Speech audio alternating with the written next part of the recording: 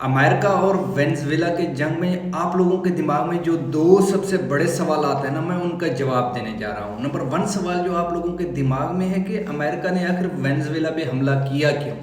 Number दो सवाल जो आप लोगों के दिमाग में है कि इतना बड़ा मुल्क जिसकी इतनी मजबूत इकानमी है, जो दुनिया का सबसे ज़्यादा ऑयल के रिसोर्सेज रखने वाला मुल्क है, उसको 10 मिनट में किस तरह अमेरिका ने फतह कर लिया, उसके सदर को गिरफ्तार कर लिया, सदर को अहलिया समेत अपने मुल्क भी लेकर गए, कोई रेजिस्ट सामने से नहीं आया ना। ये कैसे कर मुमकिन है? क्योंकि अफगानिस्तान जैसे एक खस्ता हाल मुल्क में भी अमेरिका को 10 साल लगे, 10 साल। उसके बावजूद भी वो अपने तमाम हथियार फेंक कर अफगानिस्तान से भाग गया और एक मफरूर रास्ता इख्तियार किया। माजी में भी देखें बहुत सारे हैं, वियतनाम वगैरह है, अमेरिका को भागना पड़ा। मगर यहाँ पर 10 मिनट में किस तरह अमेरिका ने तमाम तर अपने जो हदाफ थे वो हासिल कर लिए। मैं इन दो सवालों का जवाब दूंगा इस वीडियो में। सबसे पहले आप लोगों से गुजारिश है कि अपने इस चैनल को सब्सक्राइब करें, वीडियो को लाइक करें, ताकि हमारा एक ताल्लुक बना रहे। देखिए, किसी भी मुल्क पर कब्ज़ा करना उस वक्त तक मुश्किल है जब तक उसके अंदर मीर जाफ़र और मीर सादिक ना हो।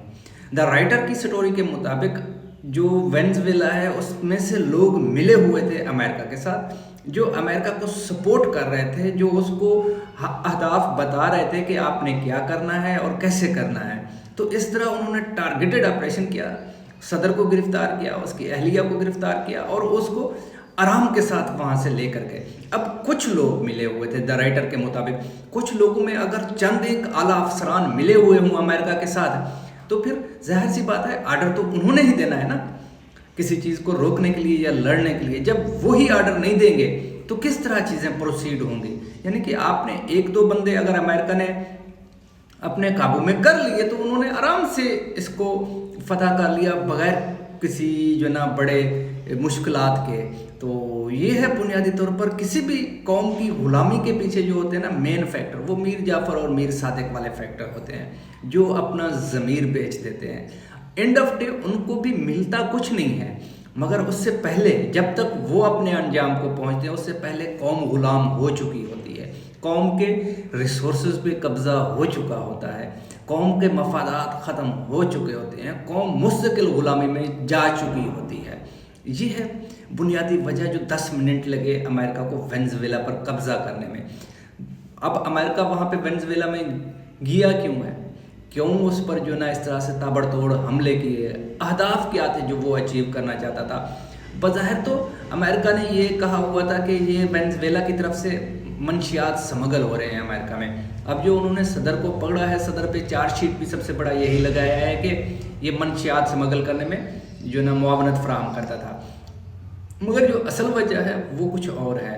वेनेजुएला में ऑयल के बड़े रिच रिसोर्सेज हैं जिन पे अमेरिका कब्ज़ा करना चाहता था, जिनको अमेरिका अपने अंडर लेके आना चाहता था, उनको बेचना चाहता था। बड़े रिसोर्सेज थे, यानी कि अमेरिका ने सबसे बड़े फ़ायदे का सौदा किया है। 10 मिनट में अमेरिका ने ट्रिलियंस ऑफ डॉलर के मादनियात हासिल कर लिए हैं 10 मिनट में अमेरिका ने हमला करके। तो अब वो जो ऑयल के रिसोर्सेज हैं, जब ट्रंप ने इंटरव्यू दिया तो ट्रंप से जब पूछा गया कि आप जो वेनेजुएला से बड़े पेट्रोलियम के खरीदार हैं वो तो चाइना है या फिर रशिया है, तो फिर आप इनको किस तरह बेचेंगे। तो उसने कहा हमने तो तेल बेचना है ना, हम ऑयल को बेचेंगे, जो भी खरीदार होगा हम उसको फ़रोख्त करेंगे, ये नहीं है कि हम उनको नहीं बेचेंगे। बारहा तो रिसोर्सेज पे तो उन्होंने कब्ज़ा कर लिया। ऑयल ही वो बुनियादी वजह है जिसकी वजह से वेनेजुएला पर हमला किया गया और इसी तरह रिसोर्सेज को अपने काबू में लिया गया। यहाँ पर एक दिलचस्प ट्वीट है जो मैं आप लोगों को बताना चाहता हूँ।